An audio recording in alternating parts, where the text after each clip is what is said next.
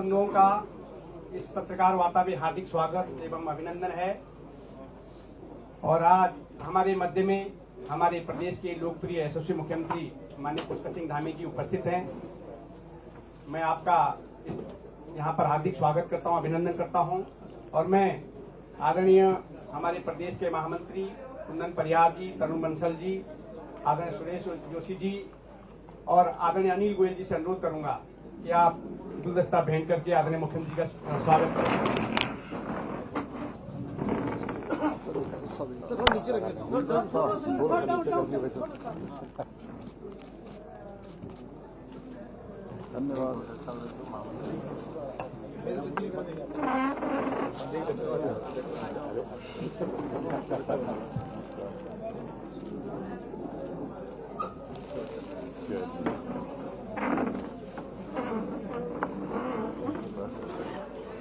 जैसा कि हम सभी को मालूम है कि आदरणीय प्रधानमंत्री नरेंद्र भाई मोदी जी के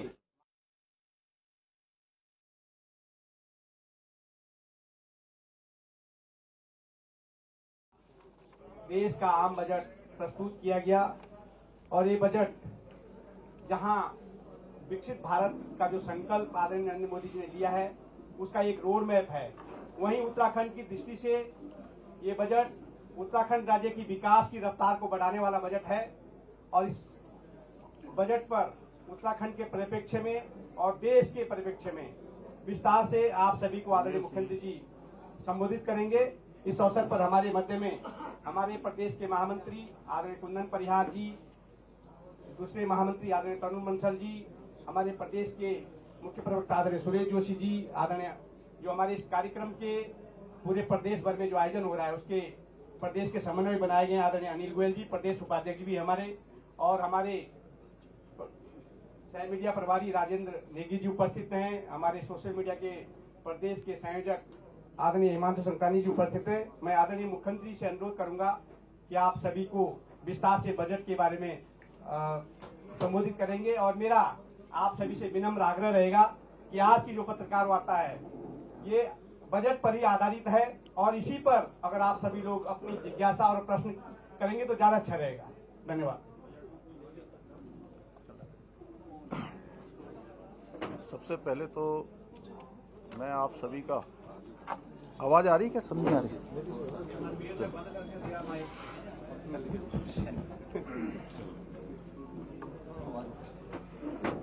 मैं आप सभी मीडिया के अपने सभी मित्रों का आज इस चर्चा में यहाँ पर आप सबके पधारने पर आप सबका मैं अपनी ओर से सबका स्वागत करता हूँ। सभी का बहुत अभिनंदन है और समय समय पर हम सब लोग मिलते रहते हैं। पिछले माह भी हम सबकी भेंट हुई थी। आज विशेष रूप से क्योंकि कल माननीय केंद्रीय वित्त मंत्री निर्मला सीतारमण जी ने नौवीं बार लगातार देश का आम बजट प्रस्तुत किया। मैं सबसे पहले तो उनको बहुत बधाई देता हूं, शुभकामनाएं देता हूं। और आदरणीय प्रधानमंत्री श्री नरेंद्र मोदी जी के नेतृत्व में जो कल वित्त मंत्री जी के द्वारा बजट प्रस्तुत किया गया है वो बजट प्रधानमंत्री जी के दूरदर्शी नेतृत्व और 2026-27 का ये बजट भारत की आत्मनिर्भरता, आत्मविश्वास और विकसित भारत के संकल्प को पूरा करने वाला बजट है। और मैं कहूं कि ये सभी की आकांक्षाओं के, भारतवर्ष के सभी नागरिकों की आकांक्षाओं की पूर्ति का बजट है। सबके उत्थान का, उनके उन्नयन का, आगे बढ़ाने का और हर वर्ग को किसी न किसी रूप में आगे लाने का और विकसित भारत बनाने का संकल्प पूरा करने का बजट है।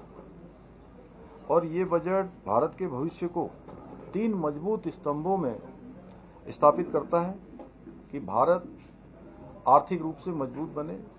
भारत दुनिया की जहां चौथी अर्थव्यवस्था अभी बन चुका है, आने वाले समय में भारत दुनिया की 3 प्रमुख आर्थिक महाशक्ति के रूप में स्थापित हो, सामाजिक रूप से संतुलन स्थापित हो, हर वर्ग के विकास का प्रावधान हो, और साथ में जो आज विश्व ग्लोबल वार्मिंग जैसी अनेक समस्याओं से जूझ रहा है। हम सब जानते हैं कि लगातार जो ग्लोबल वार्मिंग हो रही है उसके कारण से मौसम में भी कई प्रकार का परिवर्तन देखने को हम सबको मिलता है। जिस समय वर्षा काल के समय में कई बार वर्षा नहीं होती है, और होती है तो अत्यधिक हो जाती है। जैसे इस वर्ष हमने देखा कि हमारे यहाँ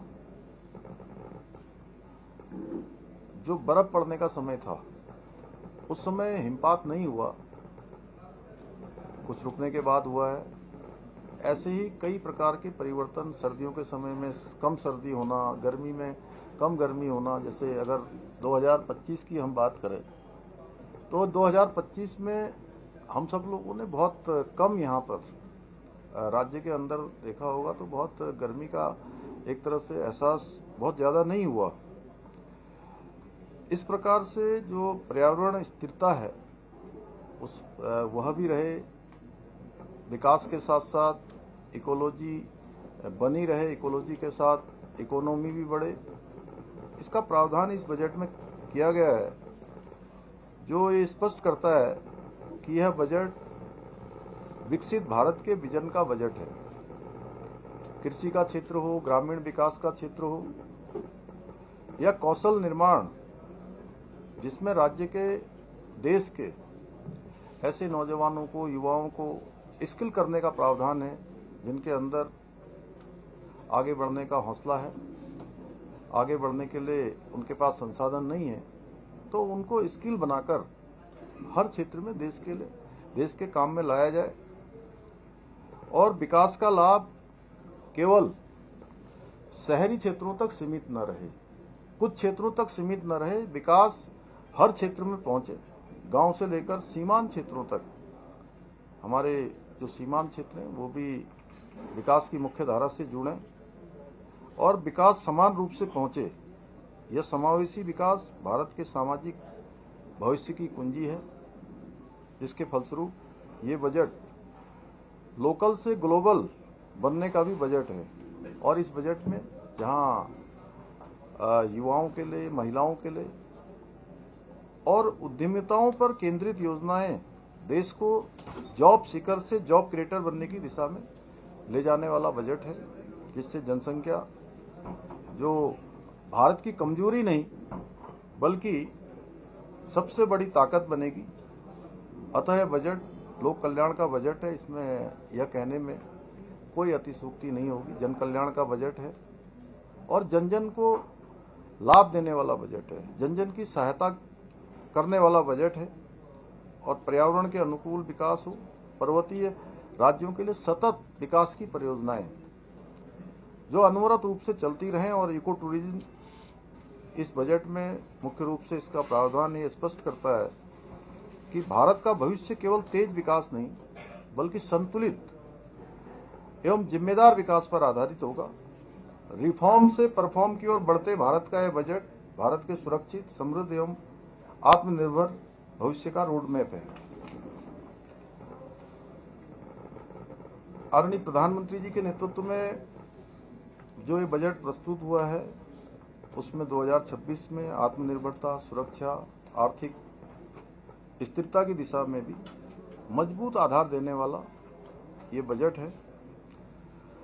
कर्तव्य भवन में तैयार किया गया यह बजट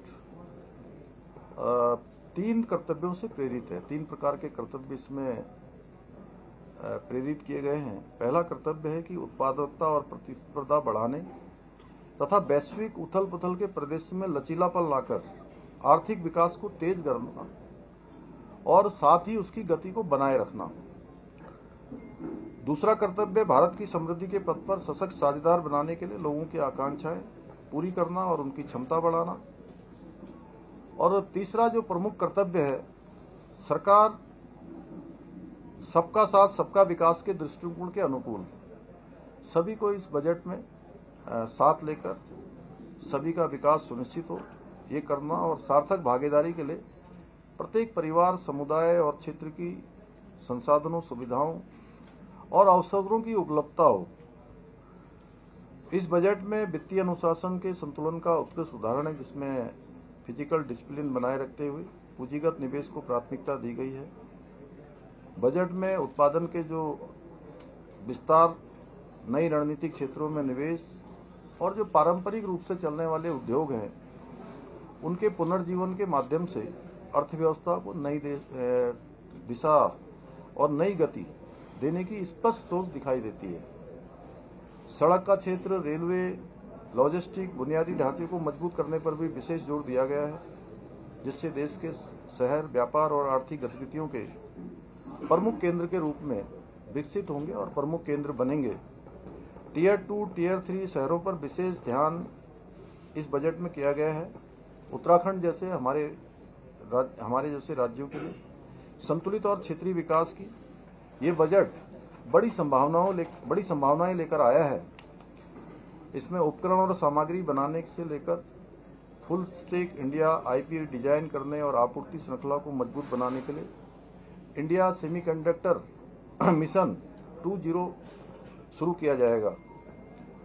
एमएसएमई सेक्टर को ग्लोबल चैंपियन बनाने के उद्देश्य से 10,000 करोड़ रुपए के एमएसएमई ग्रोथ फंड, आत्मनिर्भर भारत निधि में 2,000 करोड़ रुपए का टॉप अप जैसे ठोस प्रावधान किए गए हैं।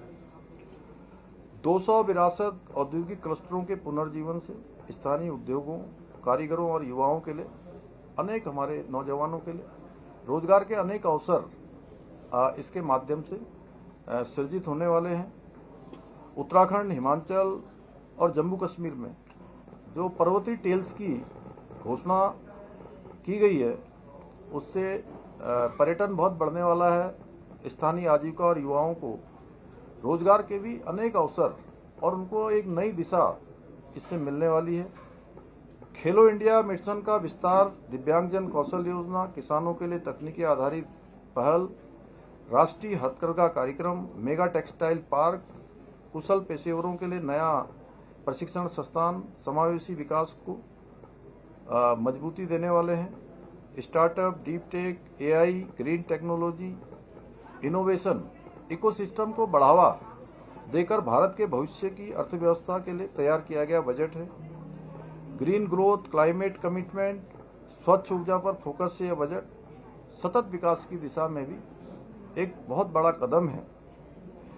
लखपति दीदी कार्यक्रम, जिस योजना ने हमारी मातृशक्ति को, बहनों को सुरक्षा और सशक्तिकरण दोनों ही प्रदान किया है, सम्मान प्रदान किया है। इसके माध्यम से महिलाओं को क्रेडिट लिंक्ड आजीविका से उद्यमिता की ओर बढ़ने का भी इसमें स्पष्ट योजना है। और दवाओं में 17 प्रकार की दवाओं में जो औषधियां हैं, उन पर मूलभूत सीमा शुल्क में छूट का प्रावधान भी इस बजट में किया गया है। प्रत्येक जिले में एक महिला छात्रावास की स्थापना का प्रावधान करना भी महिला सुरक्षा और महिला सशक्तिकरण और महिला सम्मान की दिशा में बहुत बड़ा कदम है। यह budget ease of living, ease of doing दोनों को मजबूत करता है। कुल मिलाकर इस बजट में विश्वास, विकास और भविष्य निर्माण तीनों का ही समावेश किया गया है। हमारे राज्य के लिए, उत्तराखंड के लिए 16वें जो वित्त आयोग की सिफारिशें हुई हैं, 16वां वित्त आयोग यहाँ आया था, उन्होंने पूरे राज्य का भ्रमण किया था। अनेक स्थानों पर वित्त आयोग और वित्त आयोग के चेयरमैन और उनकी पूरी टीम गई थी। और जो 16वें वित्त ने सिफारिशें की थी, उसके आधार पर 2026-27 में उत्तराखंड को जो केंद्रीय कर हैं, उन योजनाओं में लगभग 23-24 हजार करोड़ रुपया मिलने की संभावना है, जो पिछले वर्ष की धनराशि से लगभग 1850 करोड़ रुपए अधिक धनराशि है। और यह अतिरिक्त संसाधन आधारभूत संरचना, निवेश और रोजगार सृजन को नई गति देंगे। पर्वतीय राज्यों के लिए विशेष फोकस उत्तराखंड की भौगोलिक परिस्थितियों को ध्यान में रखते हुए संतुलित विकास का संकेत भी देता है। पर्वतीय ट्रैकिंग ट्रेल्स परियोजना से उत्तराखंड में साहसिक और इको टूरिज्म को भी बढ़ावा मिलेगा। स्थानीय युवाओं के लिए रोजगार के अवसर बढ़ेंगे। होम स्टे, गाइड, ट्रांसपोर्ट और स्थानीय उत्पादों को भी नया बाजार मिलेगा। इसके साथ साथ IIM के सहयोग से हाइब्रिड मोड में मानकीकृत उच्च गुणवत्ता वाले 12 सप्ताह के प्रशिक्षण पाठ्यक्रम के जरिए 20 पर्यटन स्थलों में 10,000 गाइडों के कौशल उन्नयन के लिए भी प्रायोगिक योजना भी इस बजट में प्रावधान किया गया कि ये योजना शुरू की जाएगी, जिससे कि हमको बहुत सारे टूर गाइड भी हमको भी उपलब्ध हो पाएंगे। सांस्कृतिक, आध्यात्मिक और विरासत महत्व वाले सभी स्थानों के लिए डिजिटल दस्तावेज तैयार करने के लिए national destination digital knowledge grid की स्थापना का भी प्रावधान इस बजट में किया गया है। हमारे यहाँ पर्वतीय क्षेत्रों में बादाम, अखरोट और खुमानी जैसे गिरीदार फलों का प्रोत्साहन किया जाएगा। अभी जैसा पहले मैंने ये उल्लेख किया था कि जो 2 टियर और 3 टियर शहरों पर जोर देने से देहरादून, हल्द्वानी, रुद्रपुर, हरिद्वार जैसे शहरों को आर्थिक गतिविधियों का केंद्र बनने का अवसर मिलेगा। अनेक अन्य गतिविधियों का भी जो है वहां पर लोगों को अवसर मिलेगा। MSME ग्रोथ फंड और विरासत औद्योगिक क्लस्टर से राज्य का हथकरघा, हस्तशिल्प, आयुष, फूड प्रोसेसिंग, स्थानीय उत्पादों को राष्ट्रीय अंतर्राष्ट्रीय बाजार मिलेगा। हथकरघा और हस्तशिल्प की मजबूती के लिए महात्मा गांधी ग्राम स्वराज पहल शुरू करने का भी प्रस्ताव है। इससे देश व हमारे राज्य